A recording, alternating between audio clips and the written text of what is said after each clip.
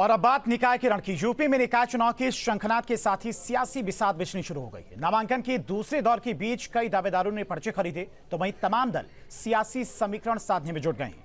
SB-SP ने प्रत्याशियों की लिस्ट जारी कर दी है तो बीजेपी प्रत्याशियों के नामों पर सबकी निगाहें टिकी हुई है। लखनऊ बीजेपी ऑफिस में दावेदारों का जमावड़ा लगा हुआ है और टिकट के लिए होड़ मची हुई है। अब मतदाताओं को साधने के लिए सियासी रस्साकसी भी हो रही है।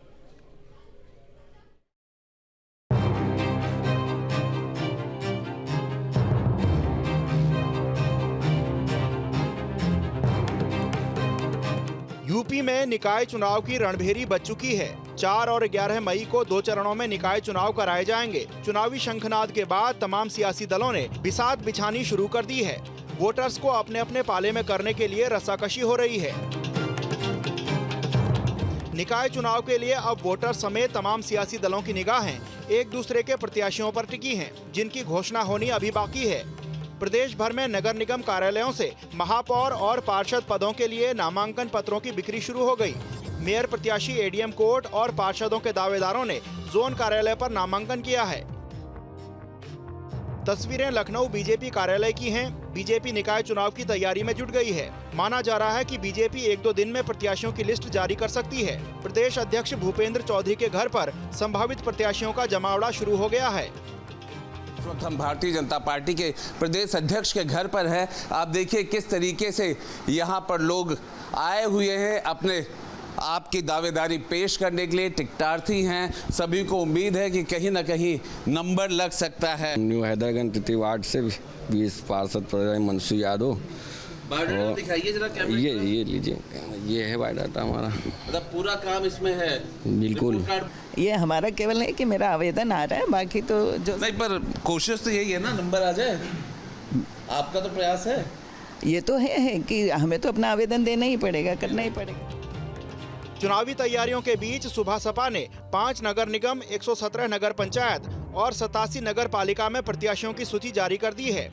इसके साथ ही एसबी-एसपी ने कई चुनावी वादे भी किए हैं। 117 नगर पंचायत की सूची है और 89 नगर पालिका, 5 नगर निगम, 117 नगर पंचायत और 87 नगर पालिका। नामांकन पत्र दाखिल करने का सिलसिला 17 अप्रैल तक चलेगा। हालांकि अभी किसी प्रमुख सियासी दल ने अपने पत्ते नहीं खोले हैं। प्रत्याशियों के नाम का ऐलान नहीं हुआ है, लिहाजा पार्टी ऑफिस और बड़े नेताओं के घरों के बाहर टिकट लेने वालों की होड़ लगी हुई है। अपने काम के लिए भी आए, पर मुख्य रूप से पार्टी के काम से आए हैं। हम पार्टी के जो हित होगा वो काम। कौन से जिले से? मैं बिजनौर जनपद से आता हूं और पार्टी के हित के लिए काम करेंगे। किस पद के लिए? नगर पालिका के अध्यक्ष पद के लिए काम करेंगे। महापौर जी, बड़ा पद है जी। 12 साल अध्यक्ष रहा हूँ, बहुत काम किया है मैंने। अच्छा, पब्लिक मेरे साथ है पूरी। जो जीतने लायक कैंडिडेट है उसके लिए रिकमेंड किया जाएगा। 2024 आम चुनाव से पहले यूपी निकाय चुनाव को बेहद अहम माना जा रहा है।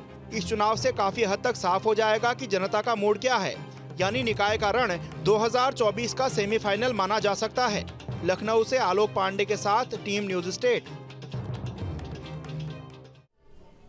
और यूपी निकाय चुनाव को लेकर राज्य निर्वाचन आयोग ने सख्त गाइडलाइन जारी की। निर्वाचन आयुक्त मनोज कुमार ने आदेश दिया है कि बिना अभिलेखों के किसी के पास 2 लाख से ज्यादा की नकदी मिली तो उसे जब्त कर लिया जाएगा और इसकी सूचना आयकर विभाग को दी जाएगी। इसको लेकर संबंधित अधिकारियों को आदेश भी दिए गए हैं। इसके अलावा उड़ान दस्ते का भी गठन किया गया है जो अवैध नकदी के लेन देन, शराब वितरण का पता लगाएंगे, यानी कि वोटर्स को लुभाने वाले प्रत्याशियों पर सख्त निगरानी रखी जाएगी। निकाय चुनाव को निष्पक्ष और पारदर्शी बनाने के लिए चुनाव आयोग ने 24 घंटे कंट्रोल रूम को तैयार किया है। यहां पर कोई भी अपनी सूचना, शिकायत दर्ज करा सकेगा।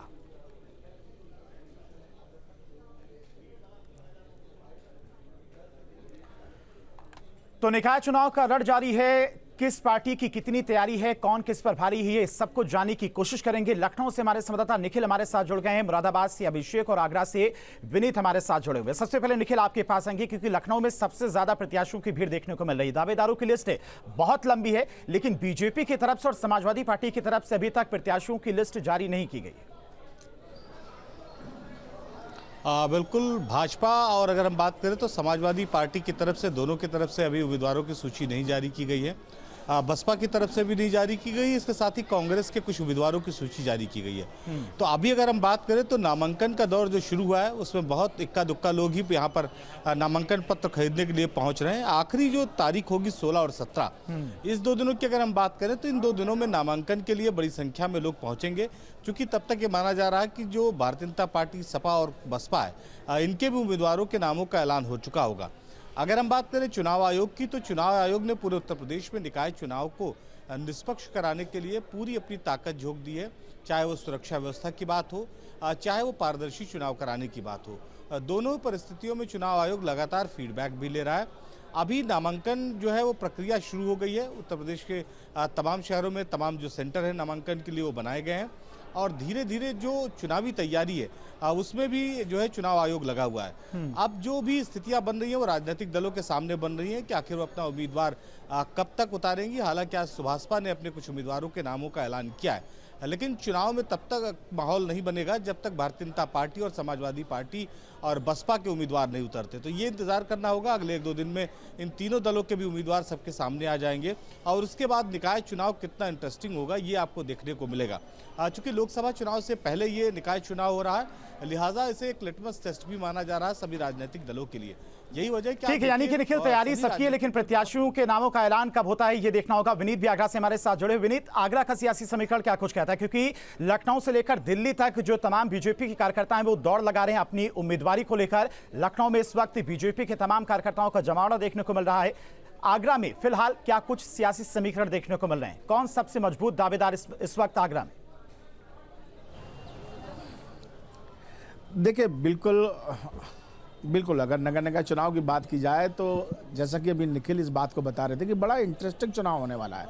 दौड़ लगातार लगाई जा रही है, बड़े बड़े दिग्गजों के पैर साधे जा रहे हैं, उनका आशीर्वाद दिया जा रहा है। कोई चौपर से दिल्ली का सफ़र कर रहा है तो कोई लखनऊ का सफ़र कर रहा है कि बस टिकट मिल जाए।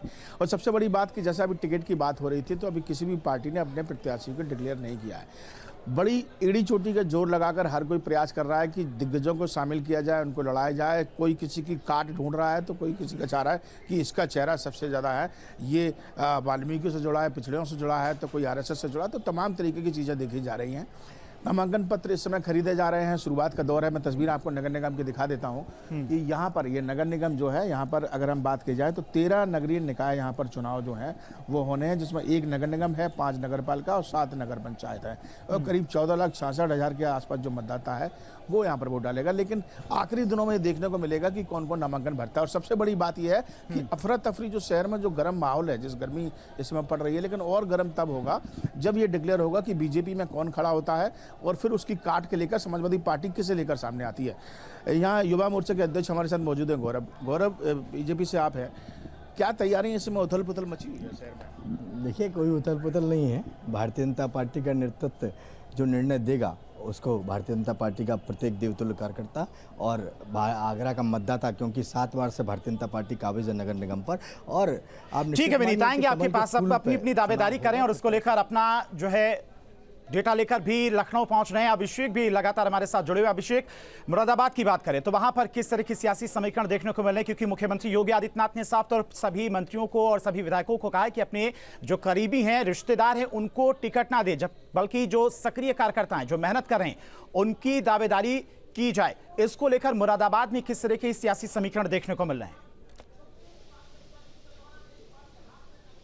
देखिए, मैं बता दूं, जुस्तजू इसी बात की है बीजेपी में कि जो जमीनी कार्यकर्ता है, क्योंकि ये छोटा चुनाव होता है, शहर की सरकार इसमें चुनी जाती है, तो कम से कम आम कार्यकर्ता इससे संतुष्ट हो जाए। जो बहुत दिनों से बीजेपी के लिए कार्य कर रहे हैं, सभासदी का चुनाव लड़ना चाहते हैं, तो एक तरीके से उनको कार्यकर्ताओं में उत्साह भरने के लिए, क्योंकि 2024 का चुनाव सामने है, इसलिए इस चुनाव पर पूरा संगठन का और संघ का पूरा फोकस है। जहां तक समीकरण की आप सवाल पूछ रहे हैं, तो ये समाजवादी पार्टी का भी गढ़ रहा है, लेकिन बीजेपी ने इस गढ़ में सेंध लगाई है। हालांकि विधानसभा में रिजल्ट अलग रहे, अलहदा रहे, लेकिन अगर नगर निगम की मैं बात करूं, मेयर की बात करूं, तो यहाँ पिछले कुछ समय से बीजेपी का कब्जा है।